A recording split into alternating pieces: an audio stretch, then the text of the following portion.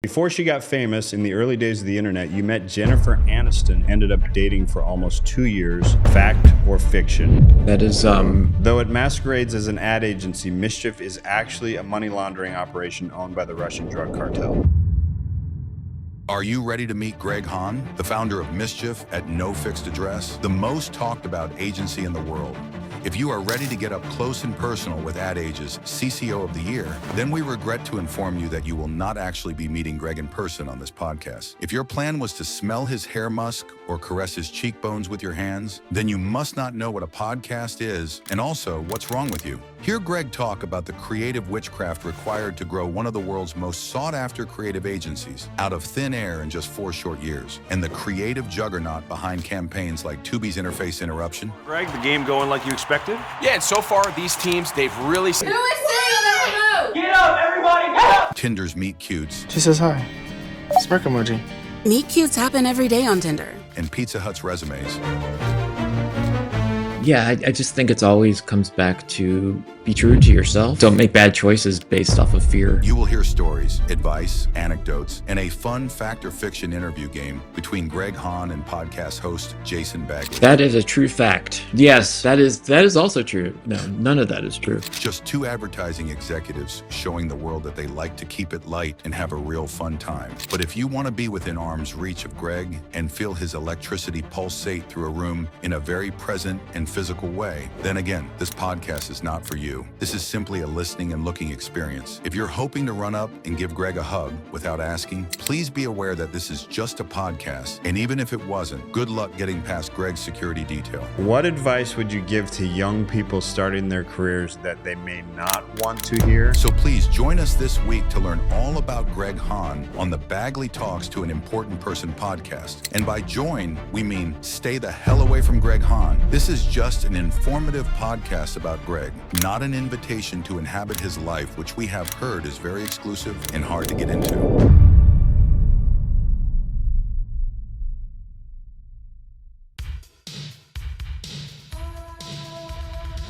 It's Jason Bagley's advertising podcast. He interviews important people, it's true. But that doesn't mean that you're not important, 'cause he didn't choose to interview you. Maybe he was just planning to contact you to interview you on another day. Or maybe he doesn't have your email address. Every creature on the planet is important in their own special way. Cows, sharks, and gazelles deserve to be interviewed. Birds and whales each have a valid point of view. I mean, they're probably not as interesting to talk to as you, but you're less interesting than the person on this show. It's true, I'm not sure what my point is.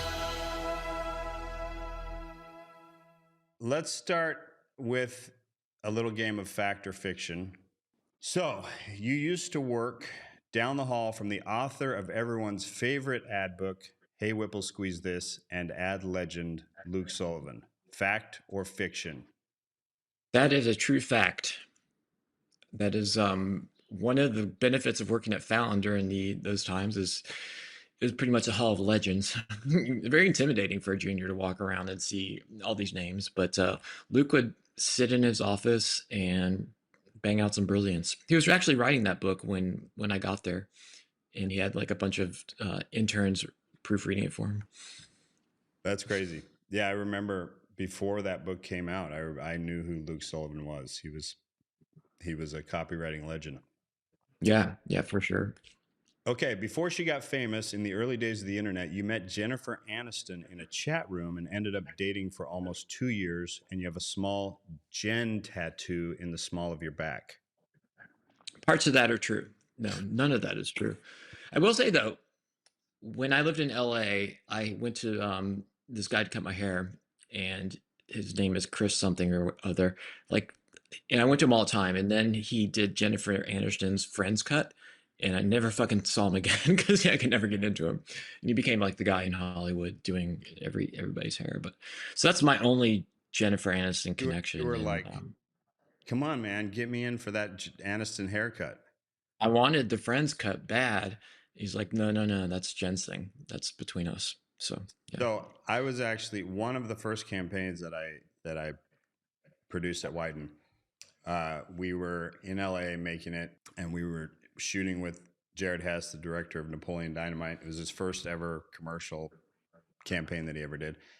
And we were at Moxie Pictures, and we're walking out, we're leaving. And as I'm walking out, one of the office doors, like on the hallway, opens up, and this woman, walks out. A dog comes out into the hallway, and this woman comes out to get the dog, picks up the dog, stands up, and it's Jennifer Aniston. And she turns toward me, and she's like, "Oh, hi," and put her hand out. "I'm Jen," and introduced it. Like, I didn't say hi. She said hi. She put her hand out. She introduced herself, and so she was super nice. Yeah, from all accounts, I've heard she is actually really nice in person. But that's a lot about Jennifer Aniston. That's the most of this podcast is going to be focused on Jennifer Aniston. I like that angle. Okay, a T-shirt I wrote for California Pizza Kitchen. Sorry, a T-shirt that you wrote for California Pizza Kitchen played a small part in the OJ trial. That is true. I'm reminded of this actually because OJ just passed away. God rest his soul, I guess. But anyway, yeah, when I was a junior, part of the fun of being a junior is to get the random assignments of like write the T-shirt for California Pizza Kitchen, and I wrote it, and it had some sort of weird message on it. I guess this was a time when the jurors were fighting or whatever, and then the next Monday they came into court all wearing this T-shirt that had this message on it. And I remember lighting up the news all day and like being on Geraldo at night on Fox News. And there's just this great image of OJ and his lawyers all just staring at the jury as they walk in going, what the fuck does this mean? There's so much reading into it. And they're like breaking down every word of the message. And I was just like, it was just an assignment. Sorry. What did it say? It's funny because someone sent it to me. It said something like 14 ethnically diverse cultures peacefully living on a thin, delicious crust. So they took that to mean like, can't we all get along? It was really about the flavors of pizza that they offer. And they're like the crust of the earth. And like, it's this message for like everybody getting along and all that kind of stuff, which it kind of was a play on that, but they read a lot into it. And dare I say affected the jury? Hopefully not, but. That's crazy. It is funny to see when your stuff kind of becomes a part of culture in some weird way. Yeah, I know. I remember sitting in my shitty little apartment in LA watching all this like Fox News dissect this thing and holding it up and trying to think it. It's like if you only knew how little thought went into this T-shirt, you wouldn't be talking. Okay, you once had a surreal moment on set where you had a conversation with James Brown and Marilyn Manson. Yes, that is also true. Because we were shooting BMW films at that time, and that was one of those projects where every day was surreal because you're just the people you're dealing with and the kind of situations they threw you in. But anyway, we were shooting this one with Tony Scott was the director, and James Brown was a star, and there's a cameo with Marilyn Manson, so they were on set the same day, and they were just over there talking, and I was standing around them, kind of happy to be in their circle for some reason, and the conversation was amazing. I remember Marilyn asked James Brown to sign his Bible, and James Brown goes, "Do you believe in Jesus?" And Marilyn had the best answer. He said, "I believe in him. I just don't think he believes in me." I was like, whoa, shit. Like, this is a moment. Wow. Yeah. What did James say to that? God bless.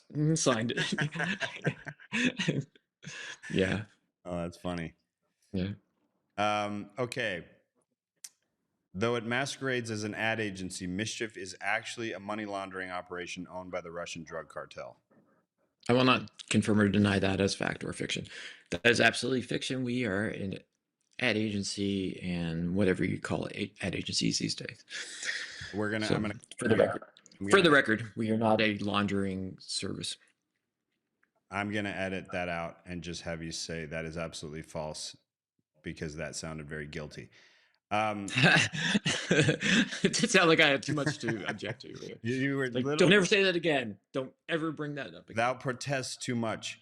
I believe so. The first ad you ever produced, you wrote with the owner of the agency in the job interview for your very first job in advertising. Correct. This was when I was in LA. Very strange interview because it was like 8 o'clock at night in this massive like glitzy tower in LA overlooking all of LA. And, he was like the only one there. So I, knock on the big wooden doors. His assistant was waiting out there. She led me in, doors swing open. And there he was, this chief creative officer, co-owner of the agency, sitting at this long table. It's like a scene from a movie, dark LA sky behind him. I'm just kind of sitting there at the end of this long table, waiting for him to acknowledge my presence.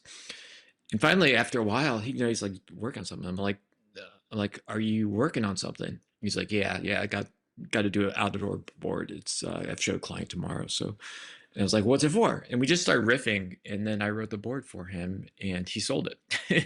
And then he still didn't give me the job. I had to come back for another interview. I'm like, come on, man. That's like the ultimate test, and you passed it, and he still didn't give it to you. This was a hard place to work. Yeah, it was. I had good experiences, but it was notoriously hard in LA. And in fact, my the only other writer in the place and joined later was Harold Einstein. So that's me and Harold became really close during those years. Wow, that's cool. Mm-hmm. Was Harold hilarious? Yes. Harold was genius all the way back. I learned so much from him just watching him. If you think he's good on a conference call now, just imagine him like pitching his own work to clients. He's really good. That's awesome.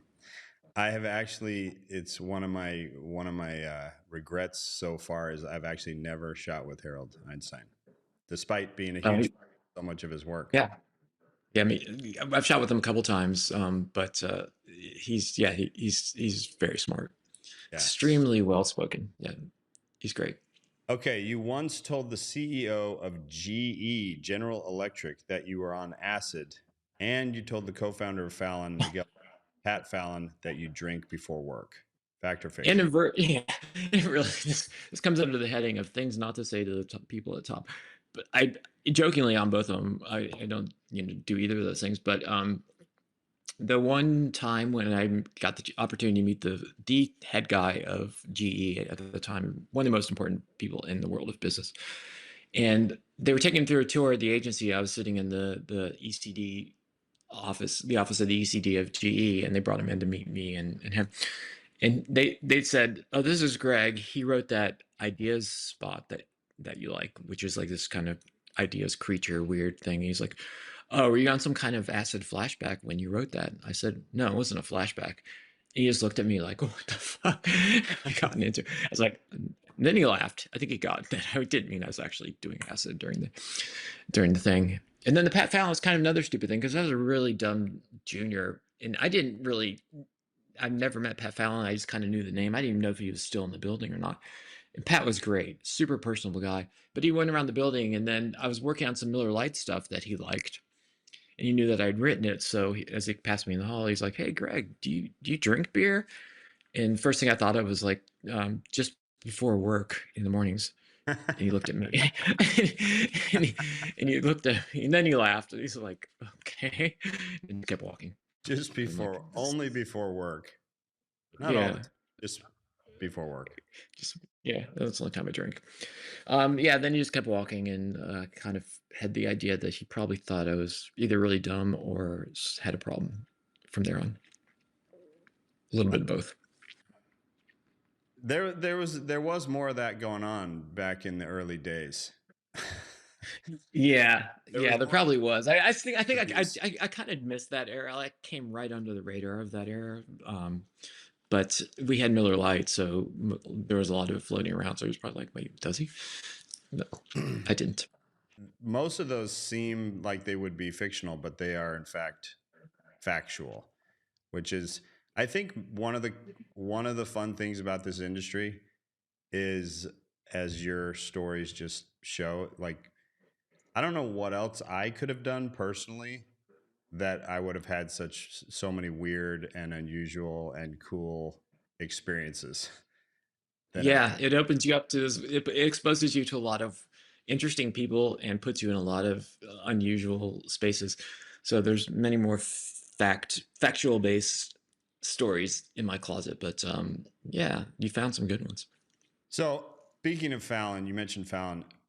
I remember when I started out, I don't know, the industry changes and people who work in the industry and everything changes. So I don't know what people's impression, like especially younger people starting out, how they look at different agencies and stuff. But when I started out, there were 4 main agencies that were legendary and that were consistently doing great work. At least 4 that I'm thinking of. Maybe I'm missing one, but these were the agencies that were constantly doing great work. It was Wyden, Goodby, Yeah. Cliff Freeman, and Fallon. And What? Yeah, exactly. We're the same era.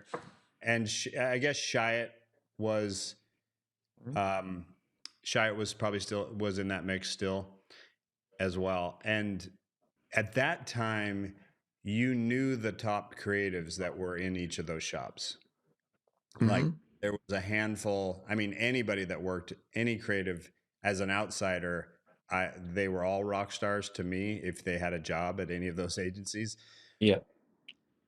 It was just, it seemed like an impossibility to ever work at one of those places when I first started out. But there was usually like a handful of people that were, you just saw them in all the award show annuals. They were constantly up, and they were just like rock stars, and you knew all their names. I wanted to work at places like that because I wanted to make the kind of work they were making. But I also just wanted to hang out with those people. They seemed like these people must be so interesting and cool. So when you at that time, because that we I think you were a little slightly earlier than me, but not by much. You joined Fallon, and it was during that time, and I imagine you felt the same way. Like Fallon was this legendary Yeah. with all these legendary creatives. What was that like for you when you first got Uh, there? intimidating.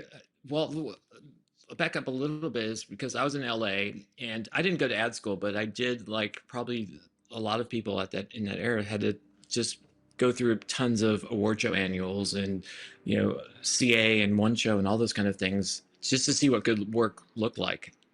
And I kept seeing Fallon. Every page on some of this was just Fallon, Fallon, Fallon. So I didn't no idea what they were, where they were. So I did a little research and obviously found out they were in Minneapolis, of all places. But they had so many good writers and art directors there, just the creative there, and their names were on every page. So I knew that by the time I started looking for a job and had my wish list, they were top. And I knew all the people who worked there. It was like my sports. I knew all the players. And I got a chance to interview up there. I'm like, I love LA. There's no way I'm going to move to Minneapolis. But Fallon called, and you kind of have to take the call. And I went up there, and the first thing you do when you walk out the elevator is see all these legendary Porsche ads, just all the ads I saw in the books. They were just hanging on the walls. And I was like, oh shit, this is the real deal. And then you walk by and you see all the people sitting in their offices or the names on the offices of all the people you've been studying. And I was like, I cannot, if they ever offer me the job, I cannot say no. I have to move to Minneapolis as much as that's not, my thing. I kind of have to do it. And they did offer me the job, and I was like, shit, I'd be stupid at this age not to take that up. And it was amazing. It's one of those places like you just learn by being in that atmosphere and, hearing what other people throw out and how they get to their ideas and seeing what's on their walls and what's coming off the printer. It was just in the air there. It was great. Well, you were one of those people for me. Like when like you were one of those names, Oh, thank you. Fallon crew, that I just constantly saw and was like, oh my gosh, Greg Hahn. Everything Greg Hahn does is amazing. And I think you were probably there. I mean, I'm sure you overlapped with the Swedes. Oh yeah. Yeah. They started right after I did. Yeah. Yeah. St. Paul, they're great. Yeah, they were a big influence on me Mm-hmm. early on in terms of just like seeing that you could just be crazy and Yeah. like really out there comedy stuff, um, it sort of like shattered some limitations that maybe I had of what was possible. Yeah, they did stir everything up in what they thought was the Minneapolis School of Advertising. Those guys just came in from left field, and it was just like, what the fuck? It was so genius, and so unexpected, and hard to do. Seemingly easy, very hard to do. Well, at least. My guess is they weren't necessarily trying to do that. They were just doing what they wanted to do. They were doing what like came naturally to them and what they thought Yeah. was good. And and they didn't have the baggage. This is why I think so much innovation comes from immigrants, because immigrants come in to like a new land, and they're unfamiliar with like what you're supposed to do, what you're not supposed to do, what all the rules are, and they're just like, they just see something with fresh eyes, and they just like, well, let's just do this. And I wonder if that's what the Swedes did. They just came here, they're Swedish, Yeah. and they just were like, well, why don't we do what we want to do? And they Yeah. didn't realize how crazy it was compared to everything else. No, they had no idea. I just thought that it was just natural to them, and everything they saw America as sort of this weird, campy, surrealistic place, and what they were doing is normal. Linus, and Paul both grew up watching American reruns of '70s shows, so their idea of America was like what they put out. A lot of their stuff was kind of campy in that way.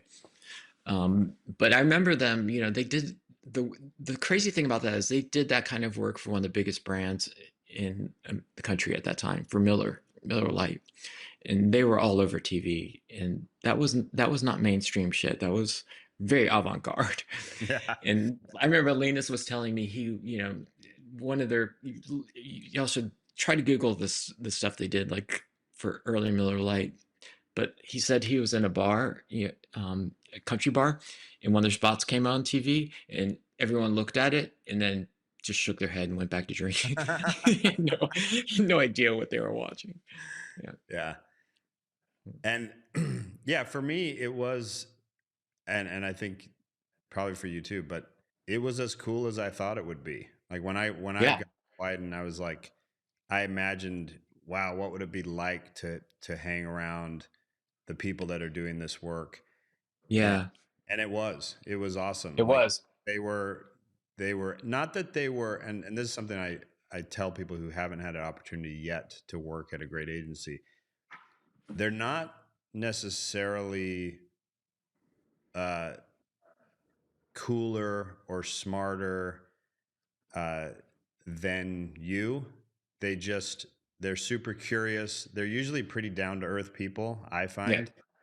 They're pretty nice, cool people that just, they work really hard. They have kind of a sense of their own voice and what they like, but they're not like Einstein. They're not as different from you as you think. They're just, Yeah, that's true. yeah. That's 100% true at Fallon, for sure. It was some of the most down to earth, just cool, nice, humble people that you will meet. And what I brought to it was this intimidation that they're not going to be that, but they wanted to. Like, I was afraid to go to Wyden because I didn't think I would fit in there. I thought they were way too cool for me. I 100% thought the same thing, and I thought when I did get the job, I thought, they're going to discover in about 60 days that I don't belong here. Yeah. Because I thought, I made the assumption by their work that they were just super cool, and I did not see myself as being cool. And yeah, there was maybe a few people there that I would describe as super cool, but for the most part, not really. They loved what they did. They were super interested in what they were doing. They were into stuff that was interesting and cool, but they weren't themselves like super hipster or, the pretty down to earth people. Yeah. You find that. I mean, a lot of this industry is built around people that are pretty outside, a lot of them never were cool in school, and they're just people that have a different slant on things, and that makes them interesting. Maybe not makes them the homecoming king, but it does make them someone you want to hang out with. Yeah, for sure. Hey, everybody. If you're interested in making better work and would like to know exactly how my teams and I at Wieden and Kennedy and now at Alto have been making award-winning work for the past 20 years on brands like Nike, Old Spice, KFC, and others, I have what has been called the industry's premier creative coaching and mentorship program. I didn't call it that, but other people did, and then I just said it into this microphone just now.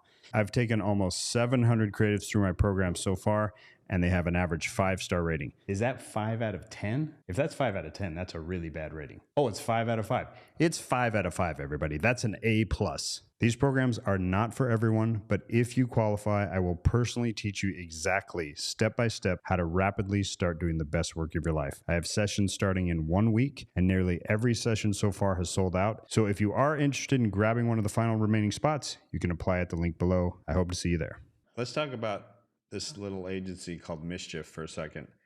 To me, it's irrefutable that over the past 4 years that there's no other agency that has been on as much of a tear than Mischief, and just constantly talked about, constantly doing great work.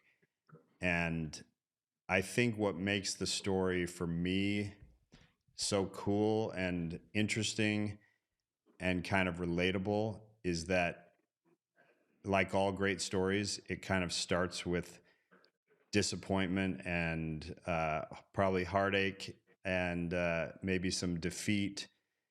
And, from the ashes came this amazing story. So talk about you were very publicly laid off from BBDO after like a 9-year incredible run as the CCO, or you weren't the CCO the whole time, but very, a legendary CCO that was involved in a lot of wonderful work there at BBDO, and then had this probably, I would imagine, very shocking and public layoff. What was that when you were at your lowest point? Could you have ever imagined what has transpired? Not at all. No. You're right. It is kind of like the classic Joseph Campbell story arc. But yeah, I mean, it was very shocking to me. But if you remember back at the time, it's kind of hard to, it's not been that long, but it's kind of hard to put yourself back in that place of like nobody knew what the fuck was going on. Like, were we ever going to come out of the pandemic? Was life ever going to get back to normal? We're still on lockdown. Like, you couldn't go out anywhere. And so, out of the blue, one day I get a call from David, who said they're making cuts and you are one of them. And, process that. But, I think what happened in a lot of the reasons I think we got attention right away is that I think a lot of people saw themselves in me, because what I kept hearing is like, if it could happen to you, nobody's safe, for all this kind of thing. I don't know if that's true, but I do remember people feeling that. And I think that's, when it was so public and it was so kind of like at the peak of no one knows what the fuck is going on, that I think that helped in a way build the story. Yeah. And people were kind of watching to see what I was going to do. I kind of felt that pressure of like, I got to do something quick. I can't sit around. Yeah. So I was just talking to my partner, Dave LaFond, who I founded, one of the partners of Mischief. I was just talking to him today because he's like, we found this text that was April 28th on 2000, almost exactly 4 years ago. And it was the first time I reached out to him going, hey, what are you guys doing over there? It looks kind of interesting. And this was, a week, 2 weeks after I got let go. We basically built the agency and launched in less than 5 weeks from being complete strangers. Oh my gosh. So I was not sitting around. My lowest point was like for the day I got laid off going. But, the one thing I kept feeling is like the world is upside down. I'm not the only one. Like, it's not just me who's spinning right now. So I can't freak out too much because look, nobody knows what's going on. And I kind of also saw it as an opportunity of, okay, if no one knows what's going on, no one also knows what's going to be next. Why don't we try to build that? Do you think that you were kind of born with like that? There's a lot of sort of naive optimism in what you just said. And is that, I know you're a humble guy, but do you think that's one of your superpowers, is naive optimism? Yeah, that's a nice way to put it. I think you're right. Is I tend to just go like, what's the bright side of this? Like, how can we? With every setback, there's a opportunity. I always try to find that opportunity. I go, okay, this could be something different. It might not be better, might not be worse, but let's see what's out there.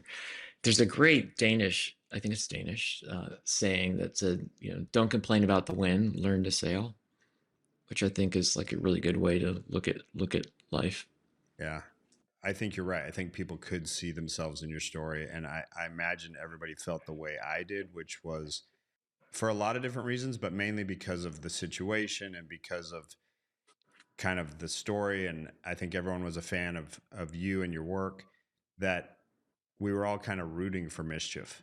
It was like maybe people saw themselves in Mischief and in you, and it was like everyone wanted it to succeed. I think at least that's how I felt. I can't imagine anybody didn't want it to succeed because of the whole circumstances. Like we needed like a bright light of hope in the industry at that time.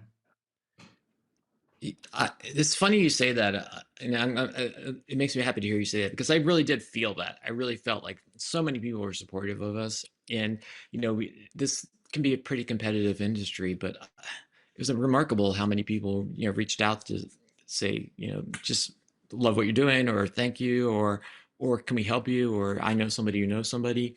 It was just like such a great atmosphere. It still is, and I think that we kind of need more of that, even though everybody's kind of settling out after the pandemic. It's getting quite competitive out there with agencies. I do think us just being in it with each other is a good thing for the industry.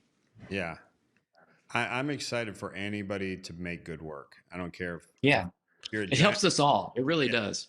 If you're a giant holding company or if you're a tiny upstart, like it's good for everybody if good work gets made. Yeah, I agree with that. It makes all our jobs kind of easier, because clients also see the success of that. And it's funny though, on the flip side of it, there are a lot of people that thought we were kind of like the big fuck you to holding companies. And although we certainly didn't do anything to propose that, but I do think that at the time, holding companies were treating people so badly at that time and so coldly that it was kind of felt they brought that to the picture. Yeah.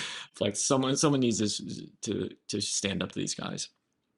So one of your ECDs, Bianca, who worked for you at BBDO, has said that she has seen a change in you, in your leadership and kind of your personality, a slight change from being CCO at BBDO to being the founder and CCO at Mischief. Just maybe a more playful, a more lighthearted and just easygoing version of yourself. Why do you think that is? I mean, that's fair to say. I think because at BBDO and Omnicom as an entity, there's just so much at stake, and it just felt like there's this ambient pressure or fear of fucking up. And when I got to Mischief, I was like, I don't want any of that. I want it to be like, let's fuck things up. Or if you do, who cares? We'll move on. It's just one of the things. Reason I was drawn to Dave LaFond again, who we started with, is his philosophy was, what would you do if you're not afraid? And I kind of like that way of approaching everything. What would you do if you weren't afraid? And that's been our working motive in Mischief, is to be on the offense, not defense. And why? Because I could see it being the opposite. Like, this is your thing, you and your partners, but it's your thing. So in some ways, you could be more stressed about it and more uptight about like, oh, this has to succeed. But it seems like it was a little bit the opposite of that. And maybe I think it's because I felt responsibility and to well, now I feel it to the people that work for me, but I think you can do those charts that are like, you find your enneagram, whatever your number, your, I don't know, those personality charts. Well, I did one, and it found out my biggest fear was letting people down or not, you know, meeting someone's expectations.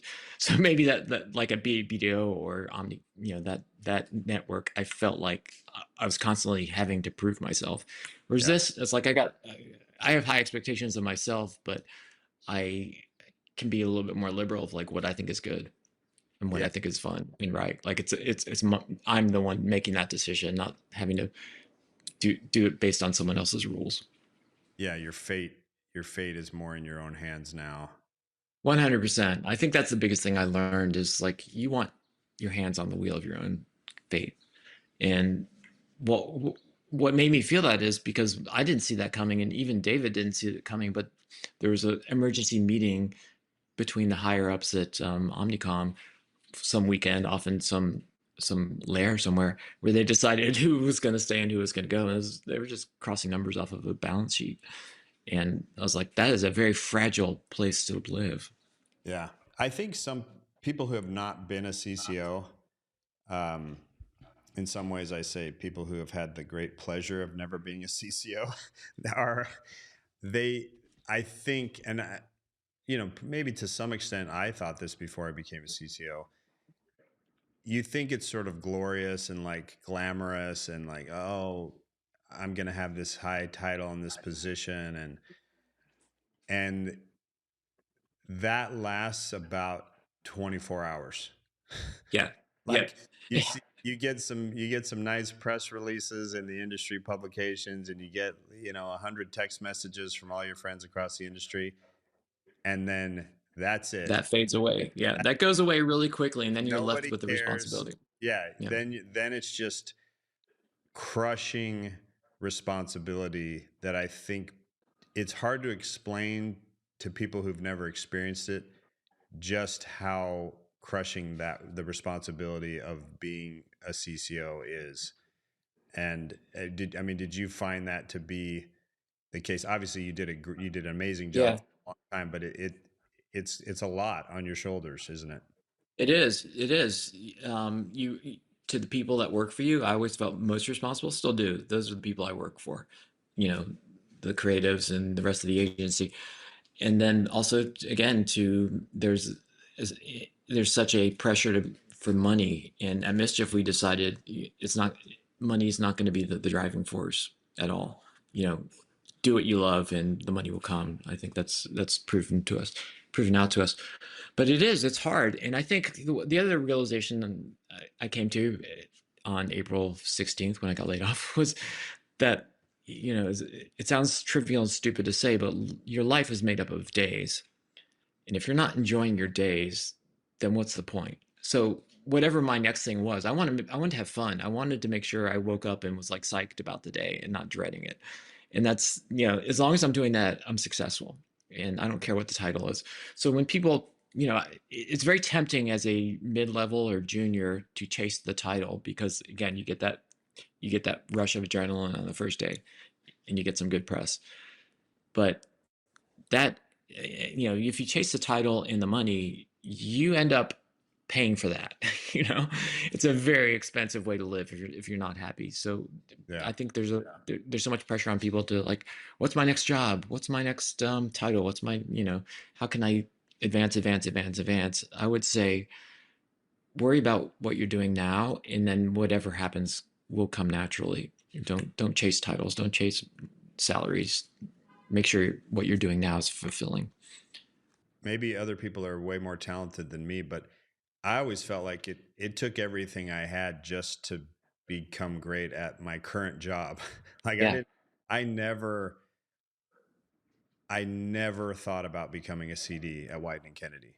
It never crossed my mind until the first time it ever crossed my mind was I was in a review with Mark Fitzloff, and he said, you know, I see you as one of the next CDs of White and Kennedy. And I was like, what? Wow, man, you're so good at it. I'm not just saying it's kiss your ass, but I like watch your videos to learn. It's good. I just didn't. I was literally I was so focused on just trying to be a good creative and make great work. Yeah. I think that was a huge blessing for me. And I think if I had been focused on, and I give this advice to young people that are talking too much about becoming a CD, and I'm like, it's going to take everything you got just to become a great creative. So just focus Mhm. on that. Focus on making great work. And if you focus on that, the CD thing is going to happen automatically. Yeah. You're not going to need to worry about it, and you're going to be more prepared to do it because you will have like put in the work, and you'll know what it means to be a good creative, and you'll have more production experience and all those things. So I just think, like, put your head down and focus on becoming great at what you're doing, and the rest of it's going to take care of itself. Yeah, I wish everyone would listen to that advice. And that's kind of the way it happened for me too, is I never like sought out. I never had some master plan. The only reason I became a CD, at Fallon, we didn't really have that many layers. It was like CCO, creative directors, everybody else. So I never really sought to climb that ladder. But when I moved from Fallon to BBDO, I started talking to some people in the creative department, and they're like, "You don't want to work for anybody here." Um, like, and I saw the kind of work that was happening. And this is a very different time, and it just wasn't. I didn't think that they would get me. It was just a different style, a different kind of way. And so when I said to David, I was like, I really want to work for you. I don't want to work for some of these other people. And he said, well, if I bring you here, you can be ECD. I had no group, I had nothing, and and I just leaped from creative to ECD at BBDO. I put the years in. I had the experience. I knew, like you say, as a creative, what it took to do good creative, and I had the all the production, all that kind of stuff. But I just never planned on going, when I'm rung a time up that ladder. It just wasn't what Well, I by envisioned. that point, you were one of the most award-winning creatives in the world. So you had definitely, while you may not have had like a lot of experience in the seat in creative leadership, you at least had a lot of experience with production and with like Yeah. making great work. Yeah, and with clients as well, because the way Fallon worked is pretty. They didn't shield you too much. You were in there, so yeah. So I did have the experience, but I think that is a huge lesson for everybody to learn: is make sure you're good at what you're doing now before you're too focused on what's next. Yeah. So you have been, BBDO wasn't necessarily great when you got there, but over time, I think thanks to Lou Bars and you Yeah, and a lot of other amazing people that got brought in, it became a place that was always producing great stuff. And it's a big agency, so not necessarily, maybe not across the board, but there was always award-winning work coming out of BBDO. And then of course before that you were at Fallon for so long. So you've been at great agencies, and now you started Mischief. You've been at great agencies and around great work pretty much your whole career. So you've spent the majority of your career at really good agencies around really great work. In what ways would you say that as an agency making great work is really simple, and in what ways would you say it's really hard? I think there are great creatives in every agency. I think what's really hard is getting it out the building, into the real world. I think it's in some ways what they pay you for is going back and starting over. Um, Yeah. so I think at some places it's just harder to make good work, and I think at Mischief, what we've done that's helped us a lot is people know why they're coming to Mischief. So we're not having to sell them on the idea of doing good work. I think what was hard at BBDO at some cases is clients didn't come there for that. Not all of them. So you have to find out who has the appetite, who it's right for. You can't force it, and do what you can in those places. But I will say, like, BBDO was great when I got there. Before I got there, it was just a different kind of great. I mean, they were like the agency of the '80s and '90s. It's just like things that were changing, so they needed to change the style a little bit. But there's a different atmosphere in an agency that can produce good work and sell good work. Yeah. I think it's uh, people often ask me like, what's the secret? like, you know, you spent most of your career at Wieden and Kennedy. What's their secret? What's their secret process? What are they doing? And it's actually, it's way simpler than anyone thinks. Like it's less about any secrets, and it's more about consistency and Yeah. everyone being on the same page, which I think you've done a Yeah. great job, Mischief, of like, if everyone in the building has the same mission and they're really clear about what that is, and they're really clear about the core values, and everybody lives by them, there's no secrets beyond that. It's just a Yeah. lot of what's happening. Actually, I was surprised when I got to Wieden that it was initially, it felt like they're doing kind of the same thing at the agency that I was at before that wasn't making great work. Like the meetings were not fundamentally different. The way we presented work wasn't dramatically different. It's not until I was there for a long time that I saw it's the consistency of mission and values and how they're constantly practiced, and everyone kind of working towards the same thing. Would you say that's true? Yeah, a lot of that is true, especially everybody knowing why they're there and pushing for it. I also think that at an agency like Wyden, and we try to do it Mischief, is just like you just don't settle. Like if you know the client is going to buy something great and they expect something great, you're going to have to deliver on that. I think I've worked at other agencies earlier in my career, and I think at some places where it's just easier to go in with mediocre work, you have to push yourself. At Mischief, we're all kind of like self-driven to make sure that the work we do is stuff that we really, really want to put out in the world. So I think a couple things. One is the resilience to go back and make sure that the next round's even better if stuff dies, but also this idea of quality of keeping it up, maintaining it, not settling. Yeah.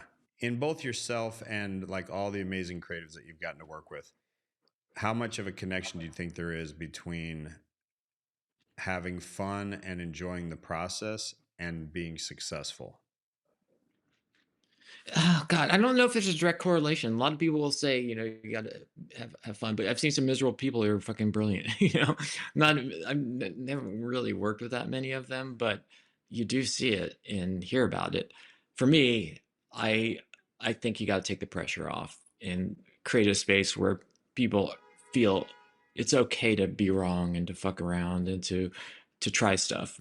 Otherwise, you're gonna limit what you put out there. Yeah.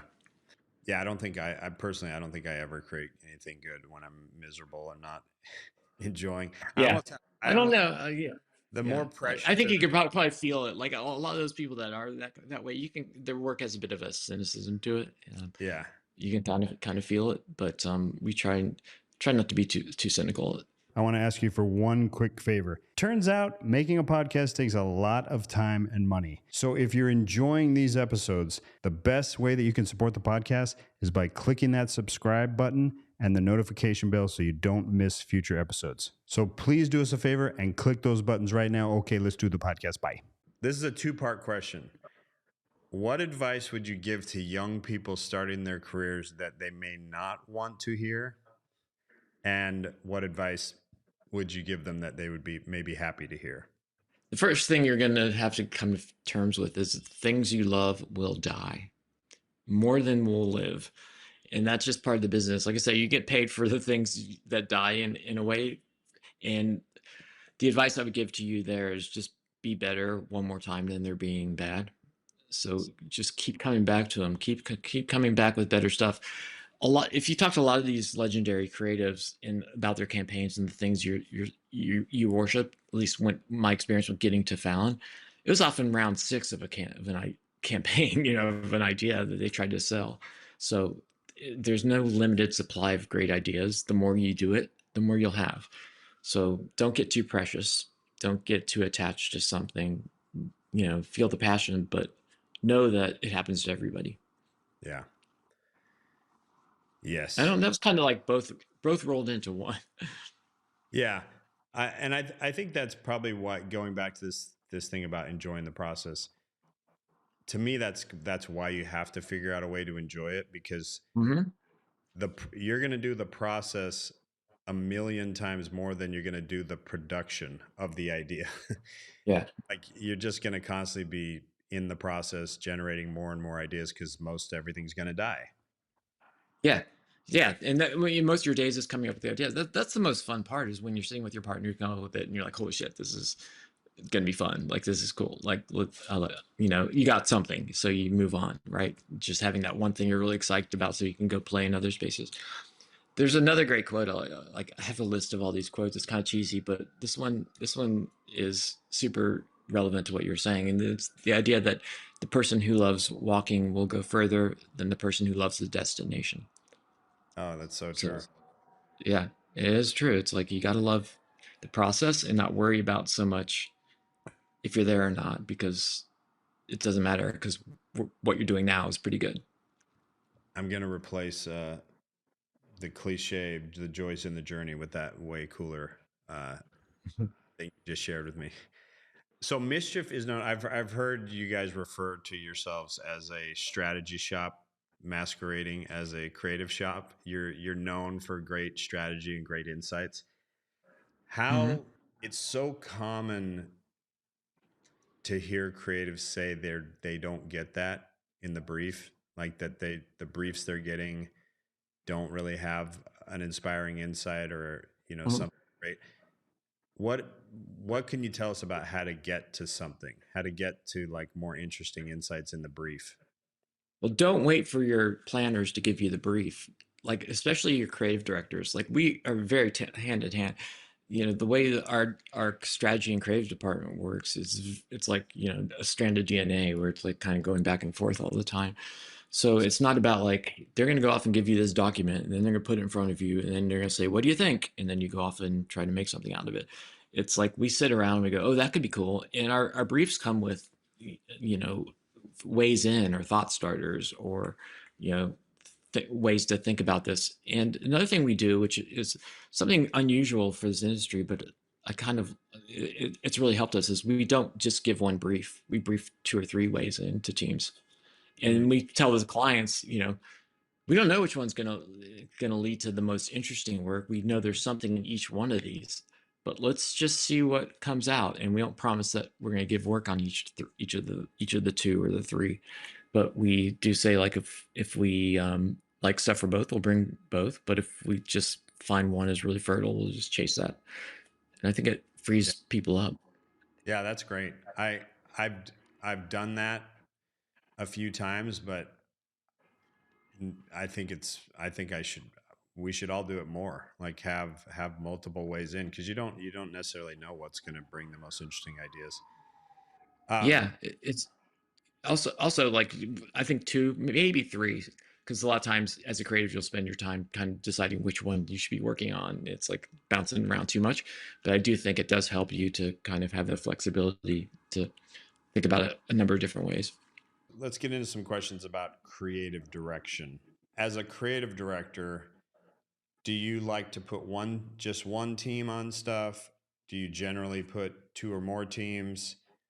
Do you have any sort of a philosophy on that? I mean, when we can, I love just putting one team on it, because I just think there's something about the ownership of it. Sometimes, it's just like the timing is tight. We put 2 teams on it, or it's just like a project can go a number of different ways. We want to make sure we can explore all that. We'll put more than one team on it. The other thing that's happened at Mischief is we bring a lot of ideas. We've broken the rule of only bring 3. We bring a lot.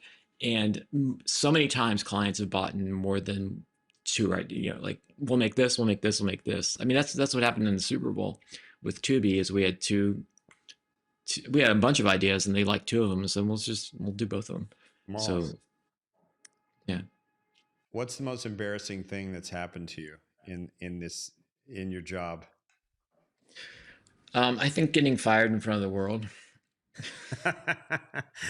That'll do it.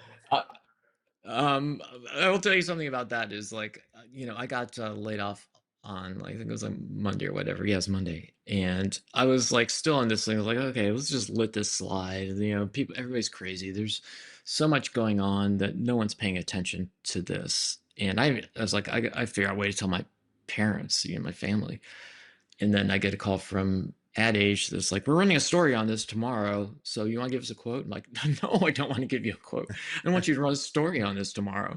And before I knew it, it was like front page news. And whereas like in the past, if someone was to leave their job as a chief creative officer, they would very much slide that. You get 3 weeks to do the to manage the PR and tell the story of we were just departing went our separate ways, and he's off doing something else, and I'm excited about my new career and we wish him the best of luck. There's none of that. It was like front page, me and Dave Rolfe, become poster child for losing your job. So yeah, that's probably up there. Why was that, by the way? Like, why was that? Because you're right. Usually that's handled like very respectfully, and it's like the agency tries to put up a front as if this was just like a mutual decision, or they're moved on to ambiguous other opportunities. Yeah. But in your case, that didn't happen. Why do you think that was? I think because they panicked and they need to show shareholders, literally, and the board, that they were going to make drastic changes to the balance sheet. They're gonna do some big moves, and they're going to try to right size themselves for whatever's happening in the pandemic. So I think it was much for like a show. It was symbolic in a lot of different ways. Well, good for you for I think a lot of people could have just really let that sent them spiraling down a dark Dante's Inferno hole, and you just kind of moved on and looked to the next thing and did something. I imagine you look back now and you're like, I'm so glad that happened. Yeah. And I say this to anybody out there because I know it's super rough, and I see people getting laid off and having a hard time getting a job. Don't go down that hole, because what you'll find out is, a lot of people say it's the best thing that ever happened to you, and you'll be like, you really want to punch that person? But they're right. You'll find out like fate has a way of working out it, in the end, if you let it. So I think that what often seems like you've just closed a door, and sometimes you have, but that's a good thing, because you'll find another one down the road that's even better. And you would never have gotten there if you weren't forced. Like, I was so happy and comfortable, so I thought, in that role that I could have easily ridden out the rest of my career there, and that wouldn't have been the worst thing for me. I don't think I would have enjoyed as much as anywhere near what I'm doing now, but I just didn't know it because I was just in it. I think fate will work out amazingly for you if you have the right attitude and outlook. Yeah. If you decide to like lean into a narrative of like, I'm a victim and this is horrible and it's the worst thing that's ever happened to me, then things might not go great. But if you again, it's the Danish sailors thing of like, don't complain about the wind, learn to sail. Yeah, exactly. It's such a good way to think about things. It doesn't mean you have to accept things, and just like go with it. You still have to steer, but it means that you don't fight fate. You almost have to have faith that there's something even better out there in the midst of the horrible. It's like a bad breakup. You're like, you got to just believe there's somebody even better. Better. It is. Yeah, and I'm sure all of us have in our past, like, thank God I didn't go that way, Yeah.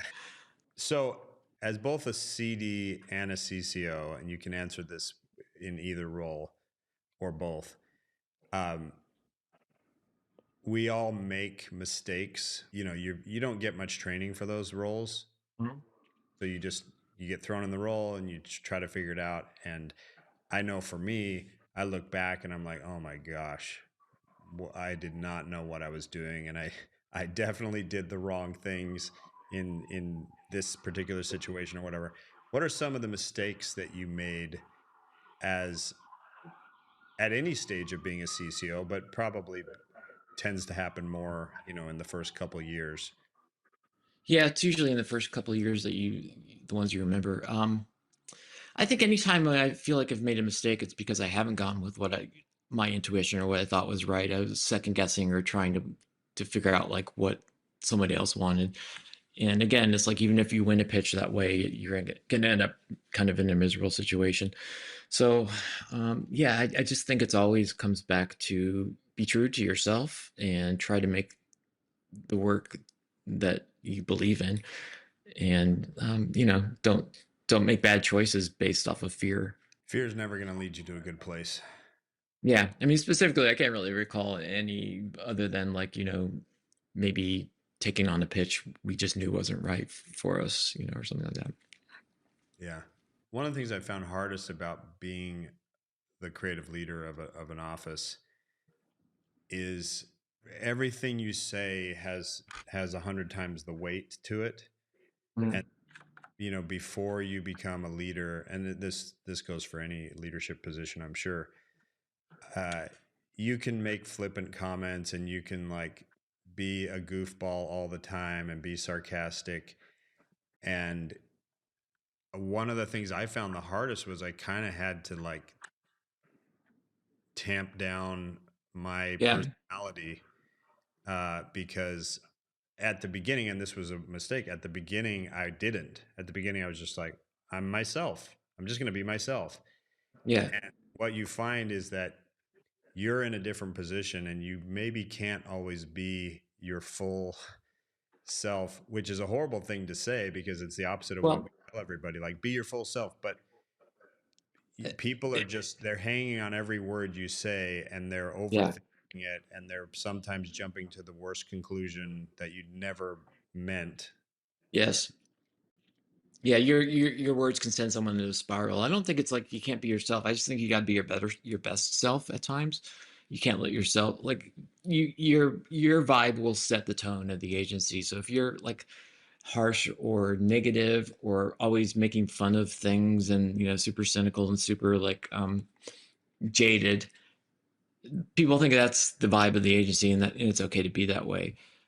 In the reverse is also true. If you're just more open and sort of let things kind of be playful and have fun and always look for the best in things, I think you'll naturally draw those kind of people and draw those things out of people, and they'll see that's the way we behave around here. I think there was a thing in advertising too, where it's one thing I didn't want to do at Mischief is ever think of the clients as not our best friends. There's a tendency in agencies to not like the clients or make fun of them or talk down upon. Dirty little secret, no clients are listening to this. But at Mischief, it's they are the people that are helping us win, and they want the same things we do. So it's you kind of get this feeling we're in it together versus us against the client. So I think that's helped us. We all just kind of enjoy each other. Yeah, there are patrons. They're the ones that fund our creativity and our ability. They want what I learned in Mischief is they want you to succeed. I used to get this feeling going into meetings where it's oh shit, they're just gonna come out firing squad. It's no, they really want you to bring them good stuff. It makes everybody's life easier. And as a creative director, you kind of learn that too. There was a point where, as a junior, I always thought they're here to kill my shit. I just need to survive this room, and then we're okay. But as a creative director, what you learn is please bring me something I'm going to be excited about. You will make my job so much easier. And so know that everybody's rooting for you to win. Just give them live up to that. Yeah, as long as you can show the client that your creativity is directly solving their problems and the goals they have, they're absolutely rooting for your success. The only time when it feels like they're not, it's because they don't see that your solution is solving their problem, or they don't trust your motives, and they don't trust that you have the same goals that they have. But if you can show them that you do have the same goals, that you're a partner to them, you want them to succeed, and that the creative idea is directly doing that, then they're rooting for it. Yeah, clients can sniff a mile away if you're just in it for yourselves and don't care about their business problems. So and that's amateur stuff anyways. If you're going in there with that attitude, you might as well still be in school. So I think I think you got it. The challenge is solving a problem. and solving their problems in an interesting, creative way. And I think as long as we're all like, why wouldn't we all be pulling in that same direction if that's the goal? Cool. Well, I've picked your brain of all the ripe fruit that I could get out of it, Greg. Oh, wait, you've reached the bottom of the barrel for me. But thanks for being on, and honestly, thank you for. I'll speak for myself and so many other people in the industry that you've been an inspiration to, and from my earliest days when we were both young men, you were somebody that I didn't know, but I saw in the award books, and I knew your name, and I was like, that's the kind of work I want. I want to do great work like people like Greg Hahn are doing. So you've been an inspiration. Oh, thank you, man. Thank you for saying that. That is like miracle grow for my imposter syndrome. So yeah, thanks. appreciate you having me on. I'm excited. Jump into our lotion business. That's where the future is for me, and I think we got it. I think we both have a pretty good sense that that's going to replace all of our other income, and that the future for us is in middle-aged male lotion. Skincare. Yes. Skincare. I'm on it. All right. I'll send you I'll send you the legal paperwork later today. We'll get it going. I'll have my lawyer look over it. Sounds good. All right, man. All right. Thanks, brother. See ya.